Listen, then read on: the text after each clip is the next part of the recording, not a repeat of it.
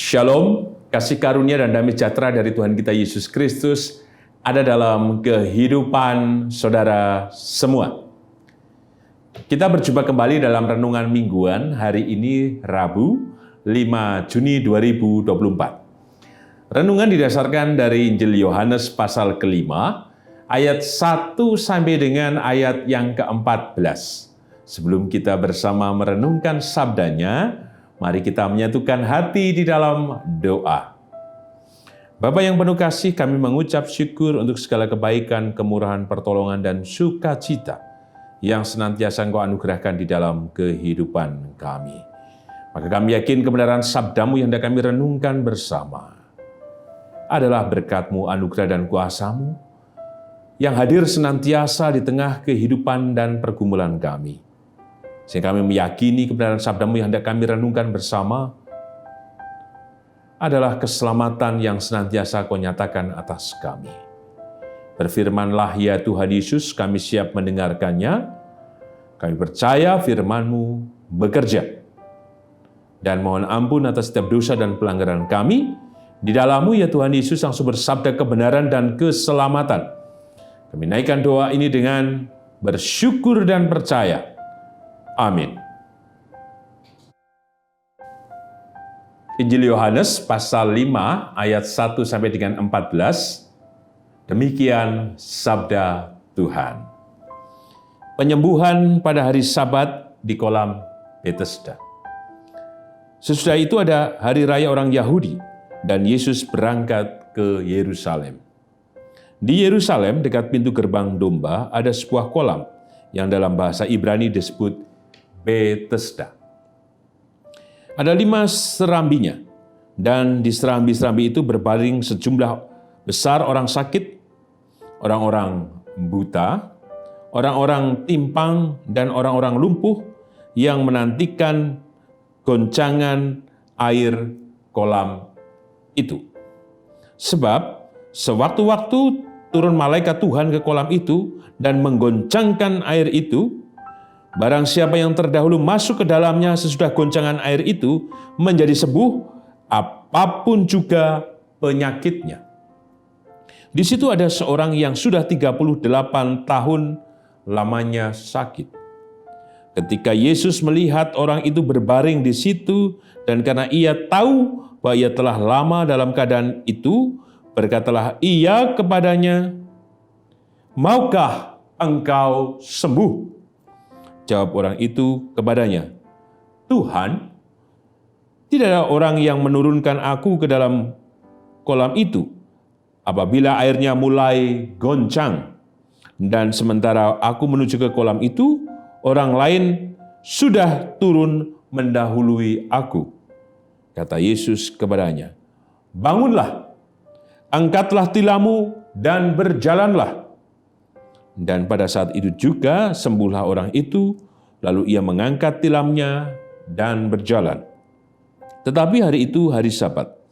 Karena itu orang-orang Yahudi berkata kepada orang yang baru sembuh itu, "Hari ini hari Sabat, dan tidak boleh engkau memikul tilammu." Akan tetapi ia menjawab mereka, "Orang yang telah menyembuhkan aku, dia yang mengatakan kepadaku, angkatlah tilammu dan berjalanlah." Mereka bertanya kepadanya, "Siapakah orang itu yang berkata kepadamu, angkatlah tilammu dan berjalanlah?" Tetapi orang yang baru sembuh itu tidak tahu siapa orang itu, sebab Yesus telah menghilang ke tengah-tengah banyak di tempat itu. Kemudian Yesus bertemu dengan dia dalam bait Allah, lalu berkata kepadanya, "Engkau telah sembuh. Jangan berbuat dosa lagi, supaya padamu jangan terjadi yang lebih buruk." Berbahagialah kita yang merenungkan sabda Tuhan dan berbahagialah kita yang percaya. Haleluya. Amin. Eyang Kakung, Eyang Putri, Bapak, Ibu, Saudara, dan anak-anak, tema renungan mingguan hari ini Rabu, 5 Juni 2024 adalah telah sembuh. Jika kita membaca teks ini, seringkali yang dipikirkan adalah Bagaimana jika itu terjadi atas kehidupan kita? Artinya, kita punya keinginan untuk memperoleh mukjizat itu. Karena apa? Karena saya yakin di antara Eyang Kakung, Eyang Putri, Bapak Ibu Saudara, dan anak-anak sedang membutuhkan, sedang mengharapkan sesuatu yang besar yang segera mengubah kehidupan kita. Kita berharap ini, kita berharap itu untuk segera terjadi. Dan banyak hal yang sudah dikerjakan oleh saudara semuanya. Ya, tertib ibadah, tertib persembahan, tertib PAT, tertib doa, dan banyak hal yang sudah dilakukan. Menunggu dengan sabar mukjizat dan karya Tuhan. Yang menarik dari teks yang kita renungkan adalah jika kita membaca secara khusus di ayat yang kelima. Di situ ada seorang yang sudah 38 tahun lamanya sakit. 38 tahun sakit. Ia menantikan mukjizat ketika kolam Bethesda bergoncang. Siapa yang pertama masuk ke kolam itu akan segera sembuh. Tetapi orang yang sakit 38 tahun ini sudah punya harapan, sudah memberdayakan diri untuk cepat-cepat masuk ke kolam, ada yang lain yang mendahului. Artinya orang ini sudah berusaha menunggu dan kemudian tadi mau berjalan menuju kolam itu. Bukankah ini menggambarkan kehidupan kita? Bertahun-tahun kita mengharapkan karya yang dari Tuhan, tetapi seringkali itu kemudian tidak sesuai yang kita inginkan. Tentu apa yang saya sampaikan sudah sering, yang Kakung, yang Pak Putri, Bapak Ibu Saudara, dan anak semuanya sudah sering kali mendengar hal ini. Tapi teks ini sangat menarik menurut saya. Karena kita bisa melihat pada sisi yang positif, bagaimana kebertahanan orang yang sakit ini untuk tetap memiliki pengharapan. Kalau ia tidak memiliki pengharapan, ngapain ia harus menyandang, memanggul sakit 38 tahun? Oh, dalam realitasnya dia selalu kalah, selalu tidak berhasil. Tapi ia tetap bertahan menunggu itu. Maka inilah menjadi pesan pertama bagi kita dalam tema telah sembuh. Mari kita terus memiliki pengharapan dan bertahan. Yakinlah Tuhan mengenal baik setiap keinginan dan kerinduan kita bersama. Kita perhatikan secara khusus. Di ayat yang ke-6. Ketika Yesus melihat orang itu berbaring di situ dan karena ia tahu bahwa ia telah lama dalam keadaan itu, berkatalah ia kepadanya, "Maukah engkau sembuh?" Maka spiritualitas ini yang harus kita jaga. Bertahan, yakin pada pengharapan di dalam kuasa Tuhan Yesus. Yakin bahwa ia bekerja. Yakin bahwa ia akan memberikan jawab menurut waktu dan rencananya. Maka seperti tadi di ayat ke-6.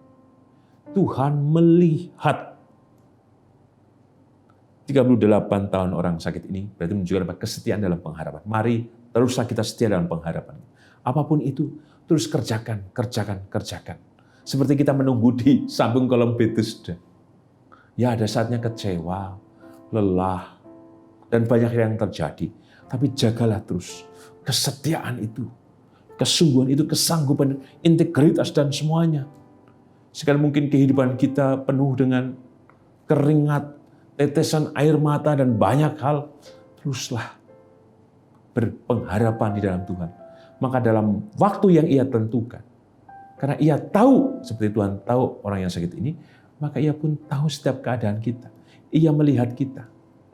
Maka nanti menurut rencana, waktu, dan kehendaknya, Tuhan juga akan mengatakan, maukah engkau sembuh?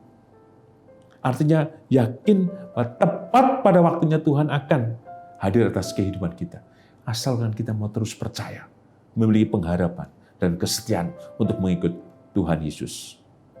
Yang kedua, secara khusus kita perhatikan dari ayat yang ke-10 sampai dengan ke-11. Orang yang sakit ini kemudian ditanya oleh, disebutkan di sini, orang-orang Yahudi, bahwa orang ini tidak boleh kemudian mengangkat tilam pada hari Sabat. Kemudian di ayat yang ke-11, orang yang sakit ini mengatakan bahwa ia hanya disuruh untuk mengangkat tilam.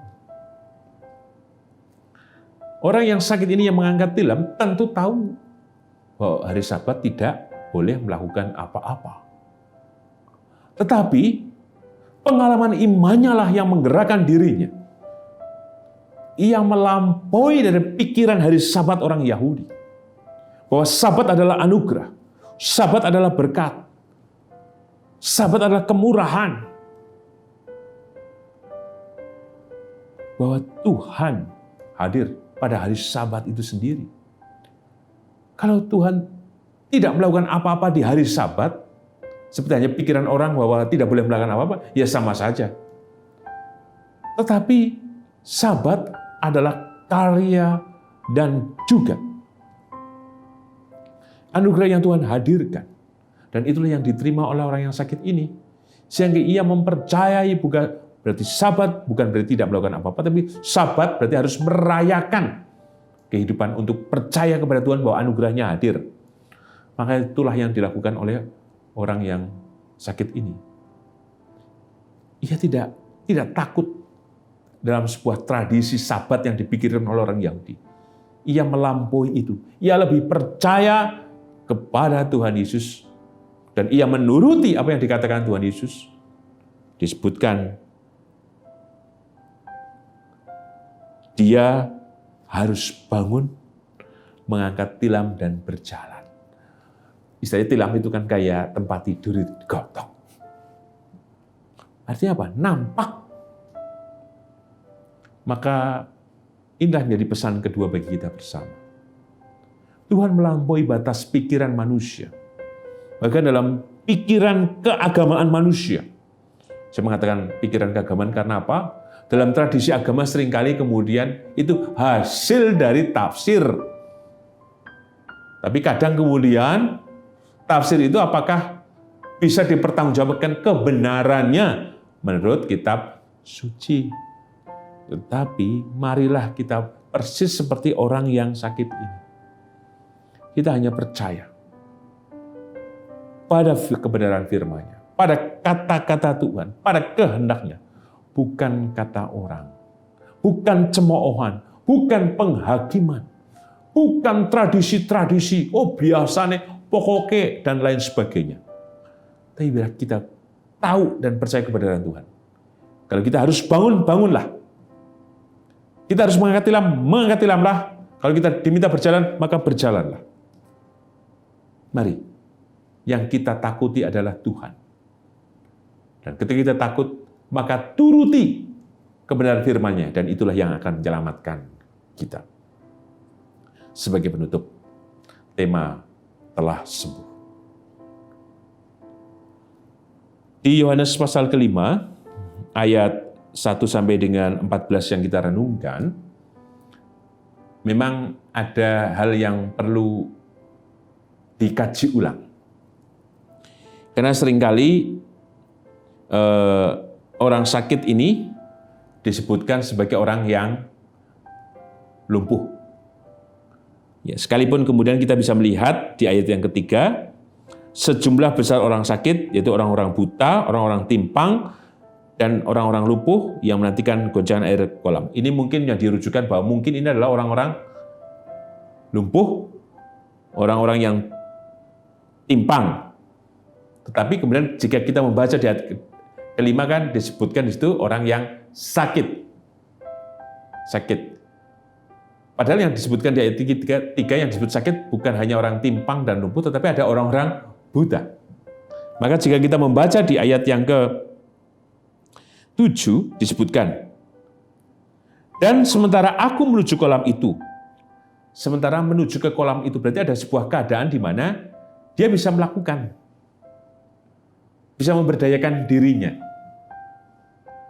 Maka kemudian jika merujuk dari bahasa aslinya, yaitu asthenia, maka jika dihubungkan dengan ayat ke-5, sakit disebutkan di sini, asthenia adalah sakit, kelemahan, dan lemah.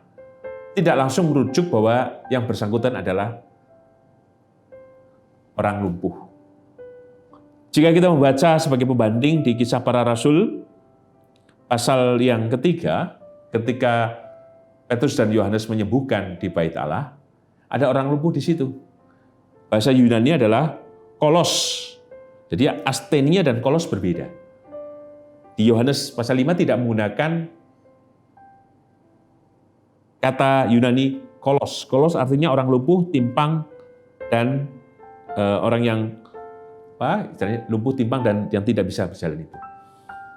Jadi yang kita perhatikan di Yohanes pasal 5 adalah orang yang sakit. Sakitnya apa? Tidak dijelaskan memang. Tetapi tidak menunjuk langsung bahwa yang bersangkutan adalah orang yang lumpuh. Kenapa saya harus membahas ini? Kembali. Soal perspektif, soal tradisi, soal dan lain sebagainya. Itu harus diuji. Persis saya kemudian membaca teks ini. Apa benar ya ini disebutkan bahwa ini adalah orang lumpuh yang disebutkan di Bethesda? Setelah kita perbandingkan dengan Kisah Para Rasul, kok tidak? Bahasa Yunaninya berbeda. Nah, seperti inilah yang kemudian harus kita lakukan. Menguji semua kehidupan kita untuk menemukan kebenaran yang jadi dari Tuhan. Sehingga yang kita ikuti bukan kata orang, bukan tradisi ini dan itu, biasanya dan lain sebagainya. Tidak. Tetapi apa yang dikatakan Tuhan. Berjalanlah. Itu yang penting. Bangunlah, angkat tilammu dan berjalanlah. Karena apa? Tuhan telah menyembuhkan kita. Tuhan telah memulihkan kita. Maka biarlah kebenaran Tuhan yang ada dalam segenap kehidupan kita. Tuhan telah menyembuhkan kita. Maka jelas di ayat yang ke-14. Engkau telah sembuh, jangan berbuat dosa lagi, supaya padamu jangan terjadi yang lebih buruk. Memang tidak diceritakan. Apakah orang yang sakit 38 tahun ini gara-gara yang melakukan dosa? Tapi Tuhan menekankan kembali. Kamu telah sembuh, jangan berbuat dosa lagi, supaya padamu jangan terjadi yang lebih buruk. Artinya, Tuhan, kamu harus tetap konsisten. Kamu harus tetap berkomitmen. Kamu harus hidup dalam kebenaran di dalam Tuhan. Jangan melakukan dosa lagi. Hidupmu sudah dikuduskan. Jika engkau melanggar, maka kata yang telah sembuh menjadi hapus dan menjadi sakit kembali, bahkan lebih buruk. Bukankah Tuhan telah menyembuhkan kita? Tuhan telah memulihkan kita. Maka jangan biarkan kita berdosa kembali. Jika kita terus melakukan dosa, maka yakinlah kita tidak akan mendapatkan apa-apa. Kita tidak bisa bangun, kita tidak bisa mengangkat tilam, bahkan mungkin kita tidak bisa berjalan. Maka biarlah Tuhan yang telah menyembuhkan kita adalah Tuhan yang terus kita yakin dan kita percaya. Sehingga kehidupan kita senantiasa dalam pengharapan kepadanya. Sehingga kita pun terus disembuhkan dalam segala perkara yang kita tanggung. Tuhan memberkati. Amin.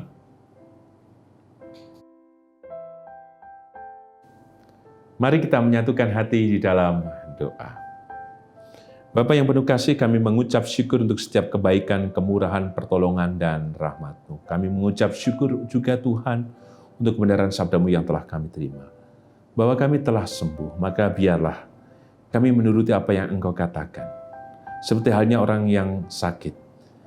Tidak kemudian menjadi terancam dengan perkataan orang Yahudi, tetapi ia tetap mengikut-Mu Tuhan. Sekalipun ia belum mengenal-Mu, tetapi ia telah merasakan perjumpaan akan kuasa-Mu.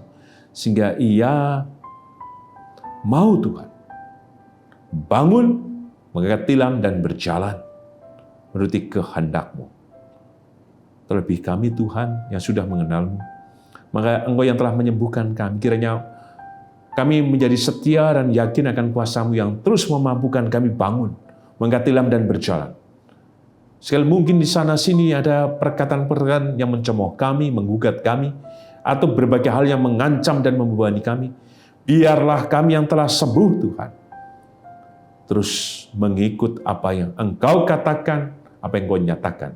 Karena Engkau melihat kami Tuhan, memperhatikan kami, dan Engkau senantiasa mengundang kami, maukah Engkau sembuh?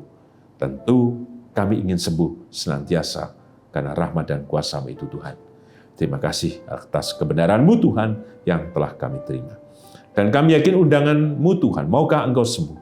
Itu terjadi atas kehidupan hamba-hamba-Mu, khususnya Bapak dan Ibu Priyono, Ibu Ami Birowo, anak Amorisia, Ibu Sri Utami Suprapto, Ibu Margono, Ibu Yos Joni Suminarjo, Bapak Ngatimin, Bapak Cahyo Mutadi, Bapak Saharun, Bapak Warsito Utomo, Ibu Endang Joko Triyono, Ibu Maria Kasman Simbanjuntak, Bapak Edwin Krusma Yulianto, Ibu Sumarni Ediono, anak Nasya Alana, Saudara Gilbert, Ibu Susilowati, Ibu Frida,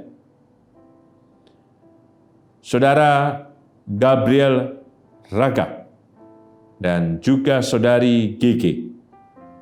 Kami percaya Tuhan, Engkau hadir, memberkati, menolong, memulihkan, menyegarkan dan menyembuhkan hamba-hamba-Mu ini. Demikian juga atas kehidupan Ibu Sarno, Ibu Tugira Sariman, Ibu Rusmiati Suharti, Ibu Murjangkung, Ibu Endang Garno, Bapak Budian Dono, Ibu Kun Mariatin Subarti, Bapak Sadal Paulus, Bapak Christian Dauribu, Bapak Elias Sariman, Bapak dan Ibu Sunarto Saputro, Ibu Sardi Budi Santoso, Ibu Marti Utomo, Ibu Yatmiatini Rusdi, Bapak Suprapto, Ibu Sri Suwarsi Rahayu. Kami percaya Tuhan anugerah besar terjadi atas kehidupan hamba-hamba-Mu ini. Dan berkati juga seluruh keluarga yang mendampingi, berikan kekuatan, ketenangan, kesabaran, dan berkat-Mu melimpah. Kami percaya juga Engkau memberkati kehidupan kami masing-masing Tuhan, atas setiap harapan kami, atas setiap permohonan kami, kerinduan kami. Kami yakin Engkau menolong kami Tuhan dalam segala perkara yang sedang kami tanggung.